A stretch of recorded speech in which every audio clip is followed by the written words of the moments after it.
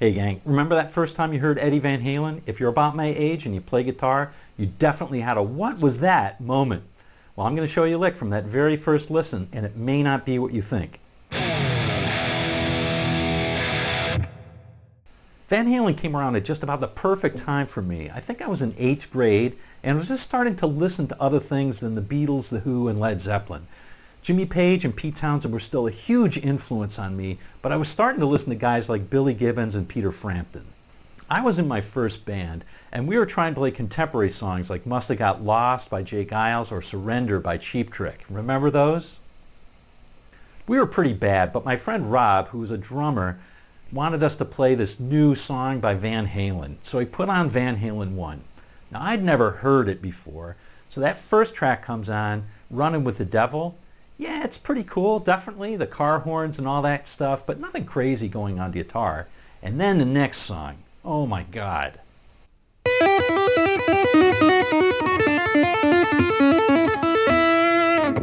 Yeah, of course, that totally blew me away, but it wasn't really a song. It was more of a solo. It was kind of arrhythmic, but it led to...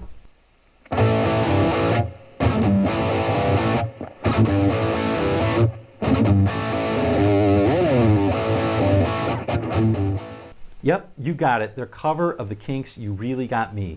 That one blew me away, not just because of Eddie's brown sound, but because of all those fills that he had with all those pick harmonics, which were foreign to me at the time. And mostly because of that solo. It was in perfect time with the song, but it sounded like it was from outer space, and it was like super fast. What was he doing? It went a little bit like this.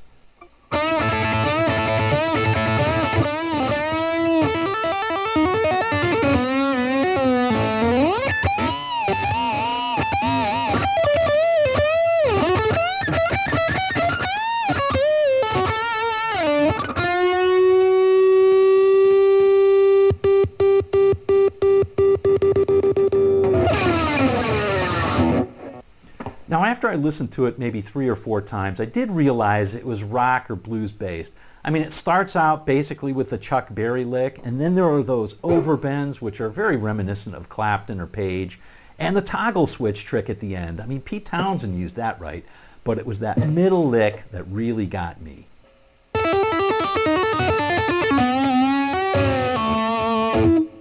Today everyone knows it's tapping, but back then it was kind of a mystery. You had to ask a friend or schlep your way down to a music store and ask, or if you were lucky, you got to see Van Halen in concert and you got to see actually what he was doing.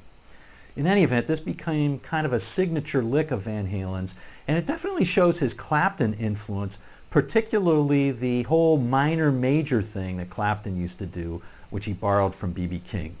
Here's a transition we're talking about, from minor to major. And now we just add a tap on the top here, and that remains stationary.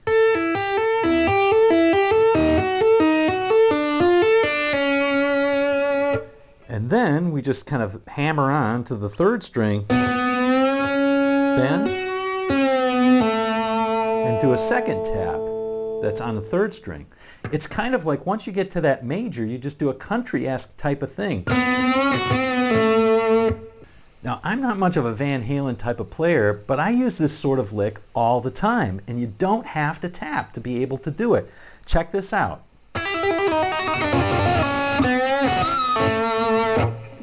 That's just that lick without the tapping. You're going from a minor pentatonic, hammering on that B string until you get to the major pentatonic, and then playing little country ending. But wait, there's more. There's that supersonic speedy lick at the end of the song.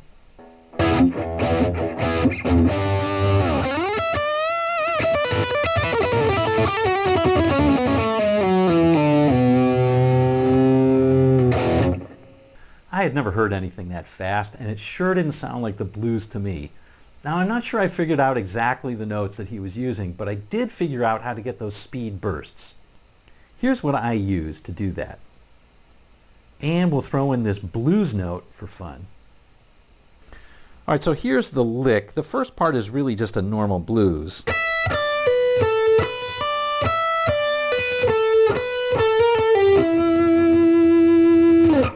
And then the last part, you really kind of pour on the speed by using these 3 notes on each string. So it's kind of like this. And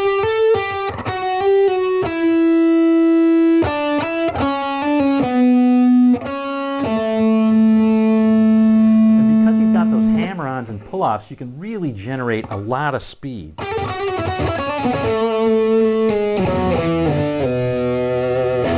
And then, of course, it's got that Van Halen trail off. So it's really kind of like the blues anyway, right? But just with a twist. And that's so Van Halen. Play something that swings, that just is perfect with the rhythm, and that breaks the rules. You don't have to follow the rules. After all, guitar is like falling down the stairs and landing on your feet. Hey, if you like this one, I bet you're going to like this video as well. So check it out. We'll see you in the next video, and we'll see you on down the road.